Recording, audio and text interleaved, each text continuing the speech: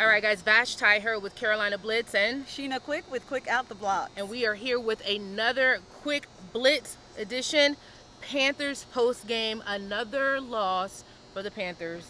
Dropped to 5-9 after today's 30-24 loss. Vashti, if you could sum it up in one word, what do you have for today's game? More of the same. More of the same from the guys on the field, more of the same for the defense.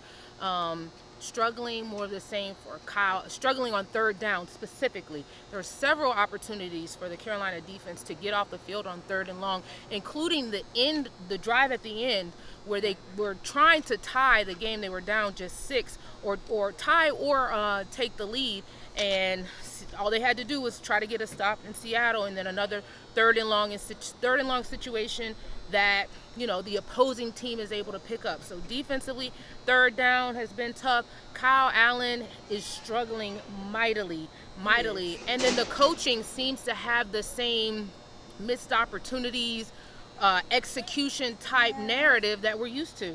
I would say I would echo that sentiment. I would say redundant is what it has turned into. The defense really couldn't catch a break. They had 2 turnovers that were negated.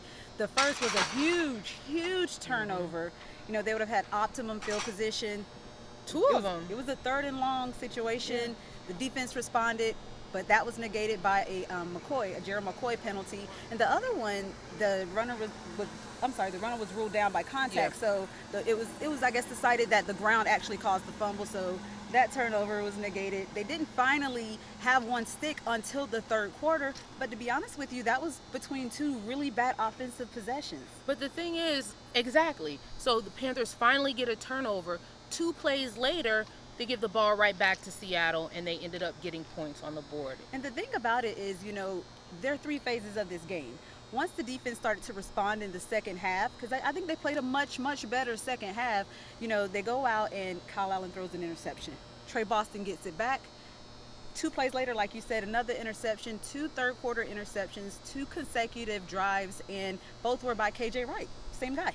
And we are here in the locker room. We talk to the guys during the week. We talk to them after games on Sunday. And every week we hear, practice went well. We have a lot to play for. We're playing for pride. We're playing for the names on our backs. And then we're coming to you guys with a quick blitz and a loss. It doesn't translate on the field. I don't know what the disconnect is. I've said before, I just think losing, they have the losing bug, and sometimes you have a season where you get so close, but you don't have, listen, Super Bowl teams have 3 things. They have talent, they have opportunity, sometimes through schedule, and they have luck. Every Super Bowl team has had a little bit of luck. Of all of that, and the Panthers this year, they have bad luck. Terrible luck. I mean, a lot of people are calling it Will Grier. The players and the coaches obviously are seeing something in practice that are making them put way more faith in Kyle Allen. I guess is one of those situations where it's kind of the devil I don't know what the deal is with Will Grier. At the season is basically over with. You're playing for pride at this point. I feel, and I tweeted this earlier, you got to kick the tires on Will Grier, at least to see what you have. At this point, you're taking inventory for next season. You're auditioning for next season. Even Trey Boston said in the post game that, guys want to play. When guys are during the off season and they're talking about who they want to play with, they're going to want to play with Christian McCaffrey. Correct. Jerry McCoy said he came here because he wanted to play with Cam Newton. So, these guys here, if Will Grier is going to be the backup or Kyle Allen, you at least have to kick the tires on these younger guys and see what the talent level is on your roster. And we have to address, it's not even really an elephant in the room at this point. There are billboards being, planned to keep Cam in Carolina. QB1 was in the house today. He was hosting some kids from the Levine Children's Hospital in the suite. He is the Carolina Panthers nominee for the Walter Payton Man of the Year, and he's also their bargain QB. Listen, Cam Newton, this is Cam Newton's house. And I tweeted after the game, Russell Wilson got the keys to Cam Newton's house today. And I can imagine Cam being in that booth and seeing Russell Wilson leaving his field to MVP chants, signing autographs. I know the competitor in him and the connection that he has to this field, to this stadium, I know that had to bug him. Even beyond Cam, I think the Carolina Carolina Panthers faithful today. They usually come out in droves. I didn't see that. They're losing faith in this team. This is the first time in Bank of America Stadium that I actually heard the opponent's team chanting. I mean, it was so foreign to me. I was like, what are they saying? They were saying Seahawks. Yeah, it was. I honestly, there were more people here than I thought would be here. Yeah, they were Seahawks fans. Well, yeah, half of them were Seahawks fans. Like I said, this was Russell's house today. But It was. and for someone who has watched and followed this team for a long time, that's kind of tough to see. But next week, the Indianapolis Colts. I don't know. You're on the road. I mean, I guess the frustrating part is that this team shows so many flashes. Those last drives towards the end of the game. Even today with all of those turnovers, they lost by one score. Yeah, and let's quickly talk about Dante Jackson. Have Dante to Jackson talk about Dante. had a rough game, but I'd like to give props to him. He stood up in post game and took the questions and answered them like a G. He said he kind of gets so wrapped up in wanting to make plays, but his confidence hasn't wavered. Trey Boston also gave Jackson a vote of confidence. He basically said, he was asked about Josh Norman, and he straight up said, when did Josh Norman start becoming Josh Norman? And the reporter responded, year 3, toward the end of year 3 and year 4. Right. So basically, these guys are saying, give They're young D-Jack some time. Exactly, and I thought it was really big of him, not just on the field, but off the field. He got a lot of flack last week for comments that were, in my opinion, that could have been misconstrued. Without the context of body language and the full context of his quote.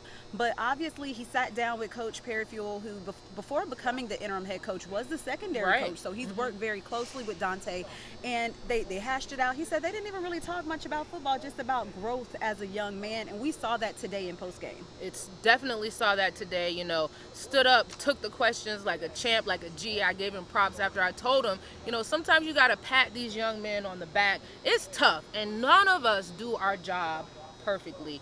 With the lights of the stadium, it makes it even harder. So, Absolutely.